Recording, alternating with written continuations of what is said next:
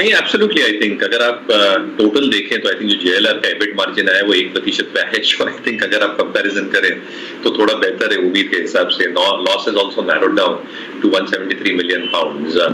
जो उनकी commercial vehicle का आउटलुक उन्होंने बताया था, एक्सपोर्ट्स लैग किए थे क्योंकि जो रिसेशनरी फियर्स और जो डिमांड स्लो डाउन हिट किया है यूरोपियन बाजारों में और नॉर्थ अमेरिकी बाजारों में, वहां पे थोड़ी हिट जरूर आई थी। और पीबी में थोड़ी निराशजनक स्थिति अभी भी है because EBIT margin is still at 0.4% और डिमांड फॉरेक्स और इन्फ्लेशन कंसर्न्स अभी भी है जता रहे हैं। But you are absolutely right, I think इन्होंने जो फॉरवर्ड कमेंट्री दी है वो आई थिंक पॉजिटिव है। सेमीकंडक्टर के इश्यूज जो इन्हें अभी भी हैम्पर कर रहे थे इवन इन दिस क्वार्टर, इनका कहना ये है कि ये शायद ईज आउट हो जाए। इनपुट कॉस्ट जो कमोडिटी इन्फ्लेशन है वो कूल ऑफ हो रहा है, इसलिए जो इनपुट कॉस्ट इन्फ्लेशन है ये शायद कूल ऑफ हो जाएगा। बट कहीं ना कहीं अभी भी मुझे लगता है कि आई थिंक जो एक फ्री कैश फ्लोज हैं ये अभी भी इम्पैक्टेड रहेंगे। हाँ, उन्होंने कहा है कि उनके जो 3 टॉप सेलिंग मॉडल्स हैं उनकी जो ऑर्डर बुक है वो बहुत बेहतरीन है at this point of time.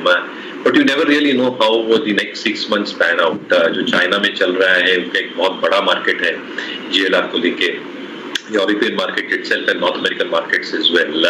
Slow down pressures अगर आते हैं, जो चाइना में तकलीफें चल रही है कोविड को लेके, जो यूरोपियन इश्यूज है, winter has just started in Europe, तो कहीं ना कहीं I think demand might take a couple of quarters more to come back in real earnest. और इसलिए मुझे लगता है आई थिंक जो एक एनुअलाइज्ड अर्निंग्स होंगे even for the next year ये थोड़े कम हो सकते हैं। नॉट टू मेंशन कि आई थिंक जो एक्सेलरेटेड इन्वेस्टमेंट्स ये कर रहे हैं along with their competitors towards the EV portfolio, ये भी की फ्री कैश फ्लो हैम्पर करेगा। तो मुझे लगता है आई थिंक एक प्राइस करेक्शन के बाद जो एक नीजक रिएक्शन आ सकती है नतीजों के बाद, एक शायद टाइम वाइज करेक्शन में टाटा मोटर्स निकल जाए।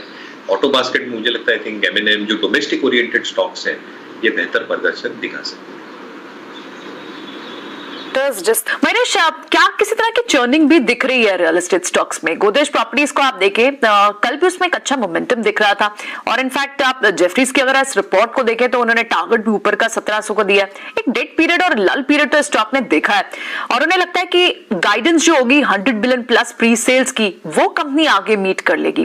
क्या इन स्टॉक्स में आप कुछ बाइंग इंटरेस्ट बन रहा है? क्या आपको इस तरह की स्ट्रीम दिख रही है? मॉर्निंग प्रियंका, 2 चीजें हो रही है।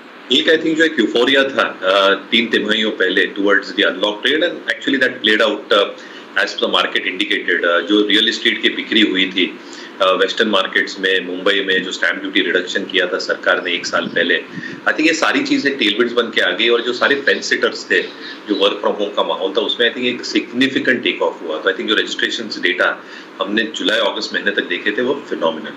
अभी हो क्या रहा है, आई थिंक जितने रीडेवलपमेंट प्रोजेक्ट्स हो रहे हैं बम्बई जैसे शहरों में, जितनी सप्लाई आ रही है, इवन साउथ मार्केट्स में जैसे काफी कंपनीज हम ट्रैक करते हैं, या even north companies like DLF हो, सोभा हो, प्रेस्टीज हो साउथ में, I think supply is going to increase significantly over the next 1 to 2 years।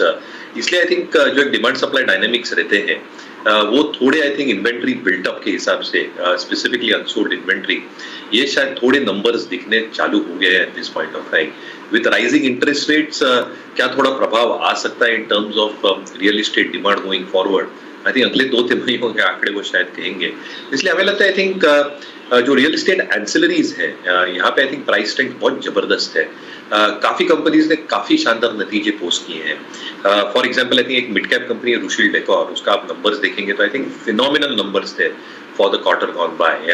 और जनरली अगर आप एक स्टैटिस्टिक देखें जो कंजम्पशन है MDF versus plywood, I think this company can perform exceedingly well considering the kind of unorganized market MDF में है। Having said that, I think even leader, जो हमें leaders पसंद है विलियम ओनील के हिसाब से, सेंचुरी प्लाई जैसा स्टॉक, थोड़ी I think working capital increase हुई है, थोड़ा डेट इंक्रीज हुआ है from net cash, but very very marginal.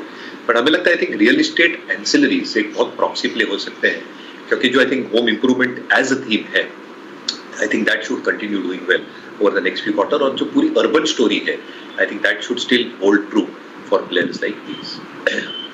लेकिन मयूरेश हाय, गुड मॉर्निंग। इंडिया की हेल्थ केयर इंडस्ट्री पर बात करना चाहेंगे और आपका outlook health care, pharma, diagnostic space पर क्या है, क्योंकि कल निकुंज से भी हम बात कर रहे थे और फार्मास्यूटिकल इंडेक्स में एक एक्शन जो है वो बिल्ट होना शुरू हुआ है।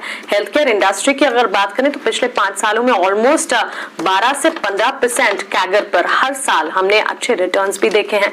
और इस वक्त अगर देखें मेडिकल टूरिज्म है जो कि आगे और ज्यादा बढ़ता दिखेगा। भारत की फार्मा स्पेस जो है वो इतनी नरिश हो चुकी है कि अब ग्लोबल प्लेयर्स भी एंट्री कर सकते हैं। इस सेक्टर को आप कैसे देखते हैं? हमने एक इस रिपोर्ट निकाला था। I think as a space it looks very very interesting, specifically post COVID काल में। And you're absolutely right. I think जो medical tourism के हम आंकड़े देख रहे हैं, anywhere between 30 lakhs to 50 lakhs are expected over the next few years. अभी maximum tourists जो आते हैं वो आते हैं बांग्लादेश या मिडल ईस्ट या अफ्रीकन कंट्रीज से। And normally I think they flock to hospitals either in Delhi, Chennai या कलकत्ता। तो कहीं ना कहीं आई थिंक जो एवरेज रेवेन्यू पर ऑपरेटिंग बेड है, जो एक बहुत की मैट्रिक्स होता है हॉस्पिटल स्टॉक्स के लिए, वहां पे एक सिग्निफिकेंट इंप्रूवमेंट हमने देखा है, क्योंकि जो इलेक्टिव सर्जरीज है they have come back with a big bang.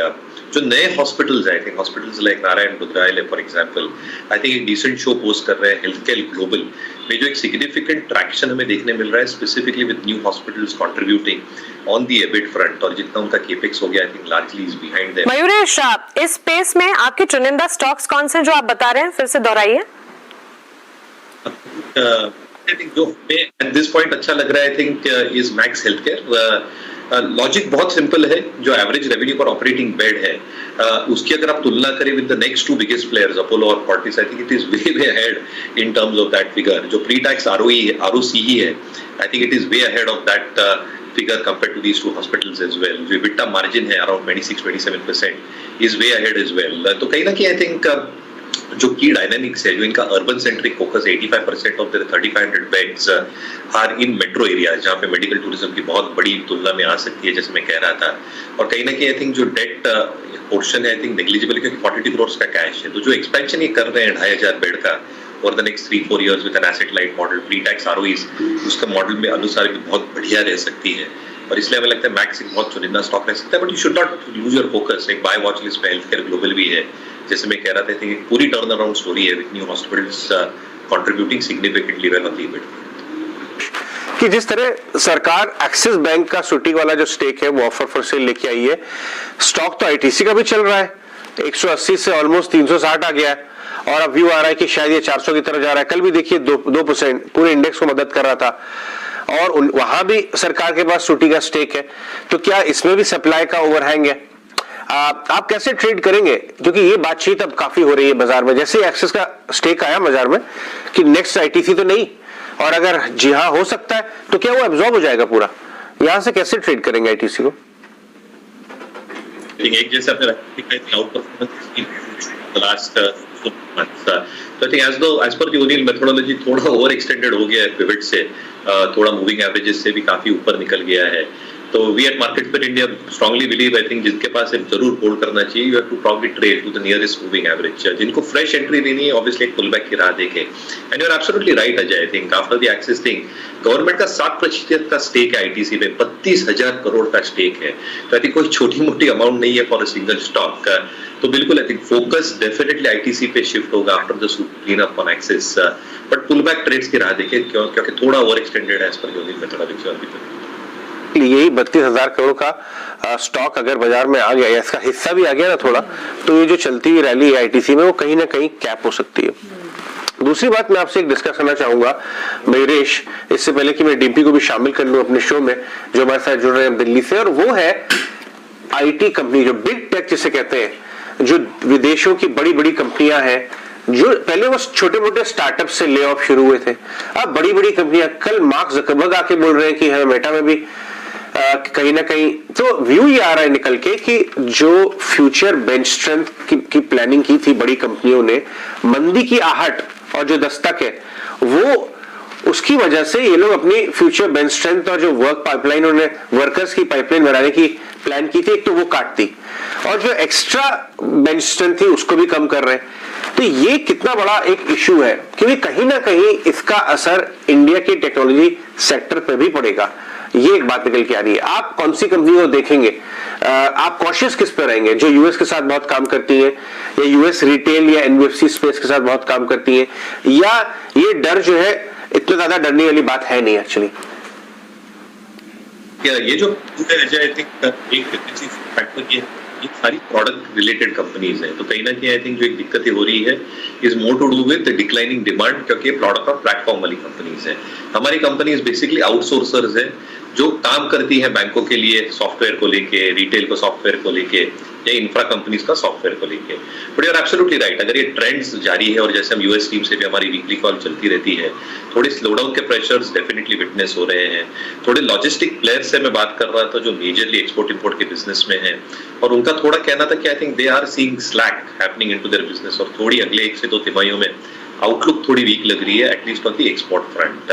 तो ये दो चीजों को अगर आप एक साथ जोड़े तो इंडियन आईटी कंपनीज के लिए जो एक पहलू होता है ऑर्डर फ्लोज का, आई थिंक वो थोड़ा पैची हो सकता है, and that will come to in the first quarter. यानी जो मैनेजमेंट ने अभी भी आई थिंक हमारे टारगेट्स मेंटेन करके रखे हैं, constant currency growth, dollar revenue growth, वो थोड़े पैची हो सकते हैं फर्स्ट क्वार्टर में। That's still 1 quarter away, but कहीं ना कहीं I think that can have a huge impact. जैसे आप राइटफुली कह रहे हैं, जो बेंच स्ट्रेंथ है, जो अट्रिशन नंबर्स हैं और जो मार्जिन्स है उस पे, तो हमें लगता है आई थिंक थोड़ा आईटी सेक्टर अभी भी आई थिंक अंडर परफॉर्म कर सकता है।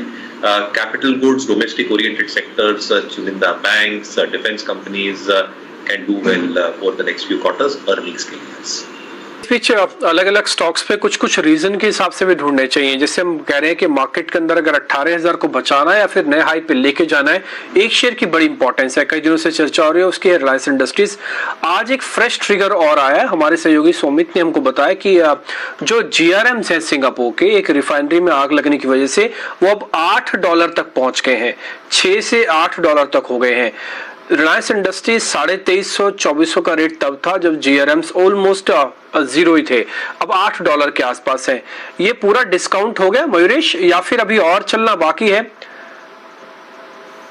देखिए, आई थिंक पूरी you have to give it time. I think दो चीजें हो रही है, I think it is in a state of flux, क्योंकि जो एनर्जी प्राइस मूवमेंट्स में ट्रैक कर रहा हूँ ग्लोबली, वो एलएनजी हो, एलपीजी हो, क्रैक्स हो, क्योंकि क्रैक प्राइसेस पे काफी कुछ डिपेंडेंट होता है, specifically in terms of GRMs, and crack prices have become very very volatile at this point of time. Crude को लेके जो पेट्रोकेमिकल और डाउनस्ट्रीम प्रोडक्ट की प्राइसिंग है वो भी थोड़ी पेचीदा हुई है, और जो फ्रेश इन्वेस्टमेंट्स हो रहे हैं स्पेसिफिकली टुवर्ड्स ग्रीन हाइड्रोजन, तो थोड़ा वेट एंड वॉच करना चाहूंगा। I think I would like to see over the next few weeks, I think energy pricing कहां पे सेटल डाउन होती है finally before we leave. PI Industries एक तरफ, और आप डिम्पी को याद होगा कि हम लोग 2850 के लो से पीआई इंडस्ट्रीज आपके लिए ट्रैक कर रहे हैं, अब ऑलमोस्ट 3650, और कोई बड़ी बात नहीं है अगर आज भी इसके अंदर करंट रहे। हुआ क्या एग्जैक्टली?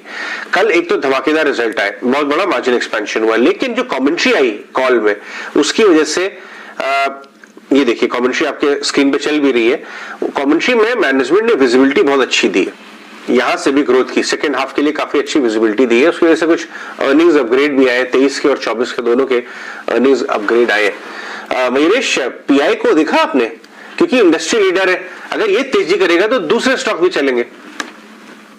बट थोड़ा डिफरेंशिएशन फैक्टर हो गया है अजय इसमें। आई थिंक पीआई के जो नंबर्स हैं और जो बाकी प्लेयर्स के नंबर्स हैं, आई थिंक उसमें थोड़ा आई थिंक फर्क आने लग गया है और वो डाइवर्जेंस दिखने लग गया है। You are absolutely right, I think जो मार्जिन परफॉर्मेंस रहा है quarter on quarter, year on year has been very very good.